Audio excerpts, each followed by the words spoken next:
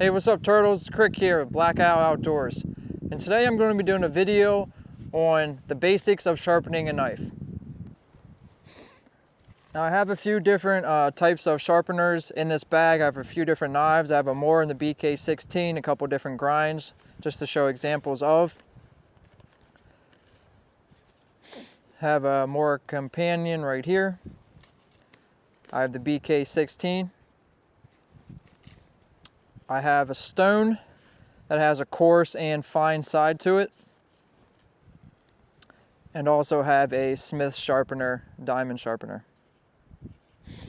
I'm going to be using the stone today, and actually I'll probably show a different technique of sharpening with the Smiths.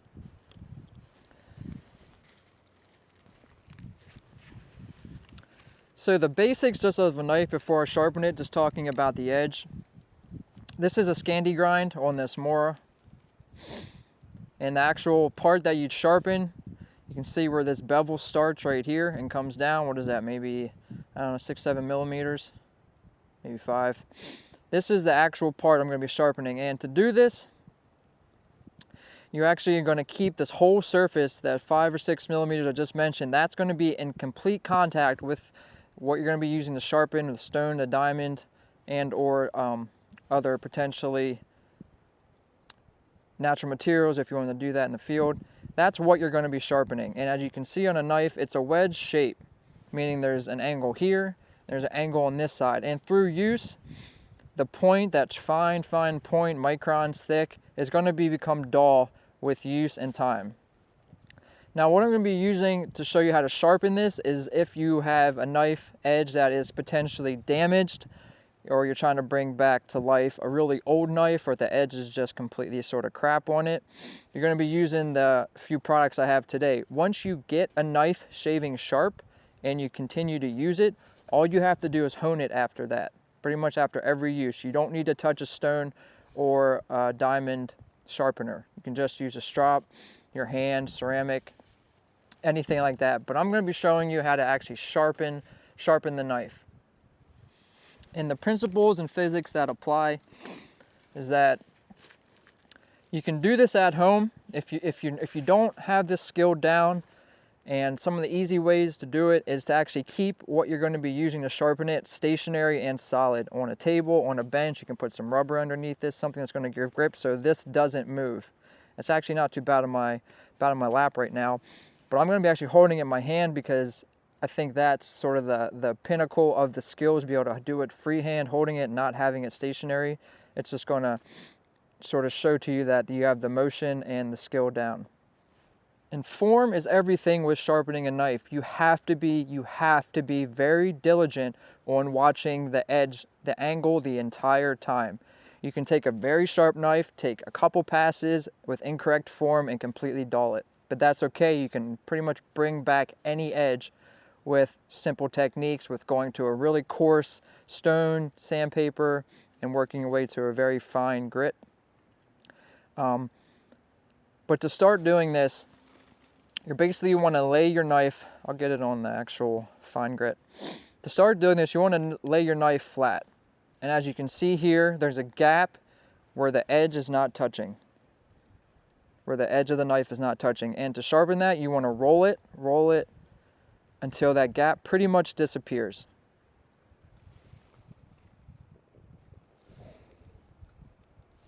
And at that point, that's when you can start the move. And you want to actually sort of pretend, abstractly think that you're taking off a thin layer of the stone as you move the knife against the stone. And I'm trying to keep this isn't sort of exactly how I'd be doing it because I'm trying to keep it in frame for you, just get the angle. Basically, you want to pull it across while maintaining the whole entire edge the whole time with a light and consistent pressure. And you hear that sound, sort of get that high-pitched sound is what you want. You want to do that, and you want to keep doing that until a burr forms. Now that can be 5 times, 10 times, 20 times, depending on the steel material, all of that. But basically, you need to keep it consistent. With every pass you do on one side, you have to replicate it and do the exact same on the other side. okay, so I think that was 4. Let's say I do 5. I like to put my thumb up here on the blade because it's small and I get really control. On these smaller edges, I get control. Some people then will turn it over to do this and go away from them. But for me personally, I don't like doing that for a few reasons. One, I can't really see the angle where the edge is making contact. And 2, I like to use my left hand because I'm naturally right-handed, but I like to force myself to use my left hand in tasks that aren't natural per se. So I'll flip it over and repeat the same thing with my left hand. You see I'm rotating it. Gap disappears, light and consistent pressure on the length of it.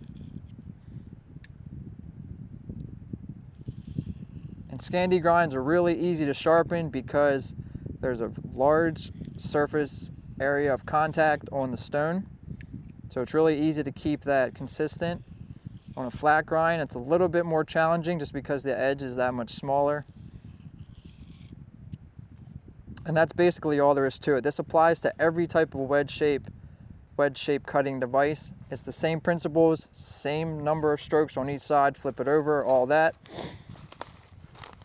And I'll show you just sort of like how I'm going to really do it. Now that was sort of to get the angles and for the camera just to show you sort of the basics, but how my technique is when I do it, and I'm really being particular, you have to watch the angle like a hawk. Like I said, you can really dull a knife that's sharp.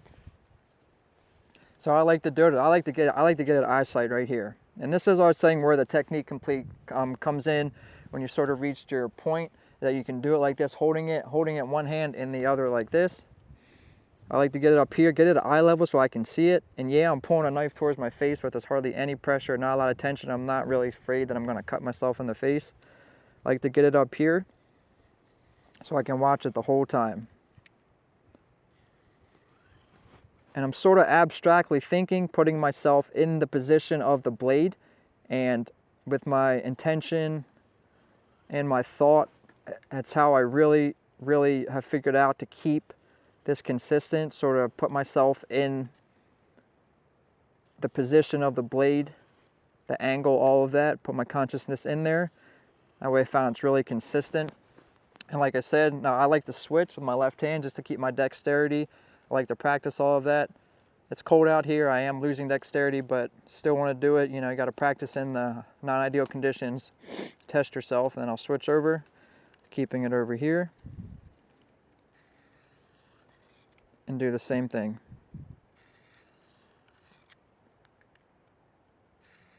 And if you are just learning and you feel like some of the trouble spots I noticed when I first started getting it was the swoop in the blade.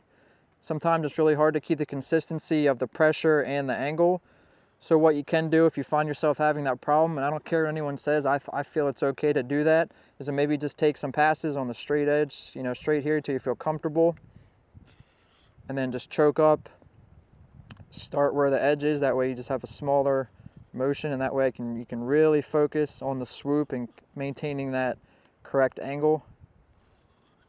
And I don't care what anyone says, I feel like that's okay to when you're learning how to sharpen a knife, just to get the movement down, because it's going to come with repetition.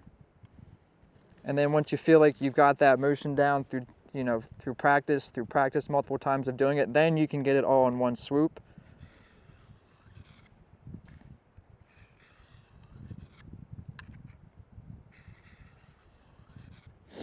And if I've done that correctly, I can get the shaving sharp on this grit of actual stone. I don't know if I have much hair left on my arms. You know, if I can do them down. Probably not. I don't have hairy arms in general, but I've been practicing a lot. I don't know if that's picking it up.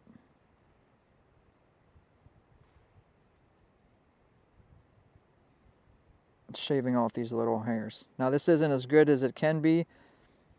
Ideally, I would not want to be talking. I really want to be focused on what I'm doing this. So trying to show you and talk at the same time is not really ideal. But this is shaving a little bit. Not as good as it can be, but it definitely is shaving. I don't know if you're picking that up. But it is shaving. Now, if I stopped talking and did this again, I know for a fact I can get this super, super sharp. And once you get an edge, one way to test it, there's a few ways to test it, is to run it across the fingernail. without any pressure, and it should leave a little cut without any pressure. And once you know if you've done that, that's pretty good for most, applications for this. And that's all there is to it. That's really all there is to it. And if you're just getting into knife sharpening, and if you're not sure, please let me know, leave a comment. We can start an exchange. I'm sure there's other people watching this video that have a lot of experience as well. One of the things you can do is actually get like a felt tip pen or a marker and actually color the whole bevel on each side and then start your sharpening. And that'll show you the inconsistencies or where you are consistent with contact on the sharpening device. Where it scrapes off, obviously you got contact. Where you're missing it, there's not. And that's dependent as well on the actual quality of the bevel and the cut. It might not come from the factory completely perfect, and that's how you can actually, you can actually get it perfect by using coarser and going finer. But that's basically the principles. There's another technique I've seen used. If you don't want to do it this way, you can actually sort of hold the knife like this. Imagine this is one edge, and you can kind of sharpen like this. If there's an interest in that video, I can show that.